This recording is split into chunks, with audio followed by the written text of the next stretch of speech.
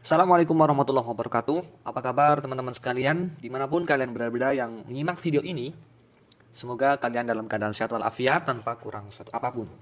Bagi teman-teman yang menyimak ya, semoga berkenan untuk like video ini ataupun memberikan kritik, komen di bawah, dan lebih hebatnya lagi kalau teman-teman bersedia untuk share info ini agar pastinya informasi yang disampaikan tersampaikan kepada lebih banyak orang ya teman-teman.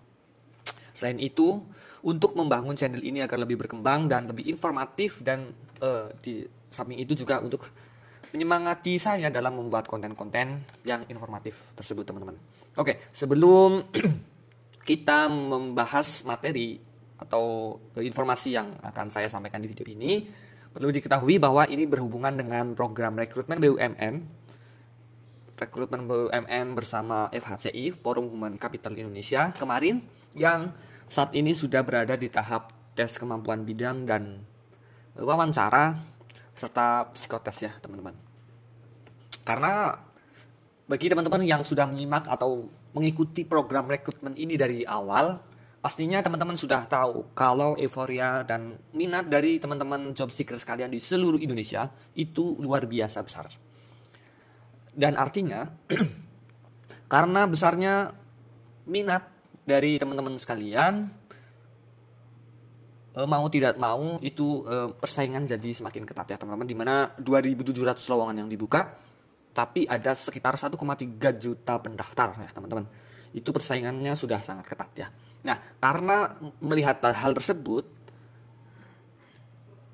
Bapak Erick Thohir selaku Menteri BUMN saat ini beberapa waktu yang lalu itu menyampaikan bahwa mengingat tingginya antusias dari teman-teman sekalian, itu kuota pendaftar itu akan ditambahkan. Dia mengatakan seperti ini.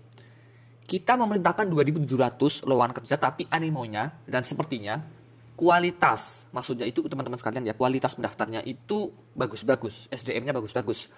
Nah, makanya Pak Thohir bilang, makanya kita tidak mau kehilangan momen selain 2.700 yang akan masuk pekerjaan yang nantinya 2.300 akan kita buka lagi atau kita tambahkan, namun dalam program magang, dan rencananya itu akan dilaksanakan akhir tahun teman-teman. Mungkin dari sebagian teman-teman pendengar atau penyimak video ini terlintas pikiran, wah itu magang, itu nggak bakal jadi karyawan tetap, pasti gajinya lebih kecil, pasti peluangnya lebih kecil, kemudian jenjang karirnya nggak jelas. Itu jangan berpikiran seperti itu dulu teman-teman, karena magang di BUMN pastinya kita akan mendapatkan ya benefit, reward dari perusahaan terkait ya teman-teman. Itu sebagai penghargaan, entah itu nantinya berupa sertifikat keahlian ataupun ya kita itu dapat kesempatan untuk promosi sebagai karyawan tetap ataupun dan lainnya ya teman-teman. Artinya ini merupakan satu langkah lebih dekat untuk kita menjadi karyawan tetap BUMN. Jadi jangan pesimis terlebih dahulu dan jangan mentang-mentang itu hanya magang, teman-teman tidak atau mengabaikan dan tidak mau mengikuti alur pendaftarannya ya teman-teman. Karena itu sangat disayangkan.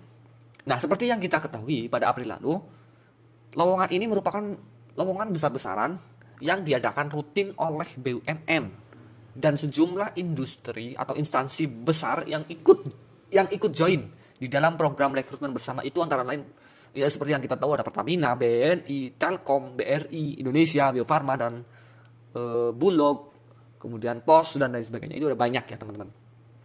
Dan itu terbuka untuk beragam jenjang dari D1 sampai S2. Registrasinya pun nanti yang 2.300 itu hampir-hampir serupa dengan registrasi pada rekrutmen BUMN kali ini.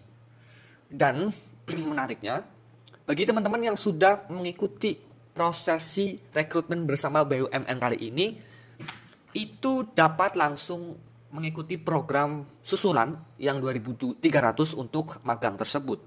Di mana yang gagal itu dalam rekrutmen kali ini itu lebih diutamakan ya teman-teman.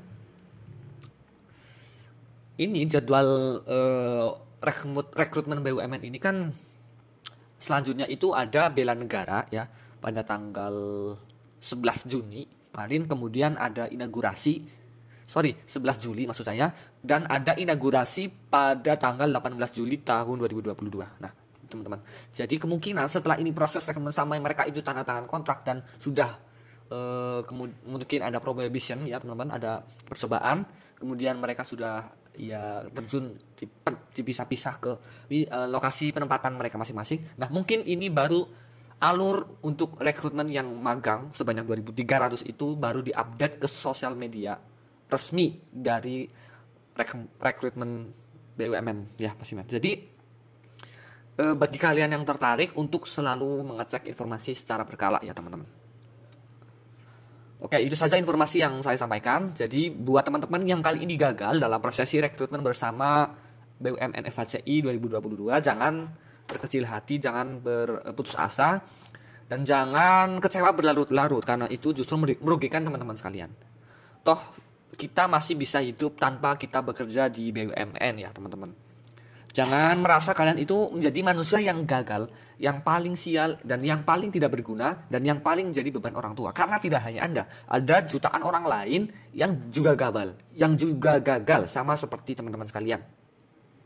Kita kan tahu kalau lowongan itu yang tersedia hanya 2.700, sedangkan pendaftar itu 1,3 juta. Ada 1,2 juta 900 sekian ya teman-teman. Masih banyak banget yang senasib dengan kita yang gagal di rekrutmen BUMN kali ini. Jadi jangan kecewa berlarut-larut. Oke, sampai ketemu di video selanjutnya. See you next time dan salam.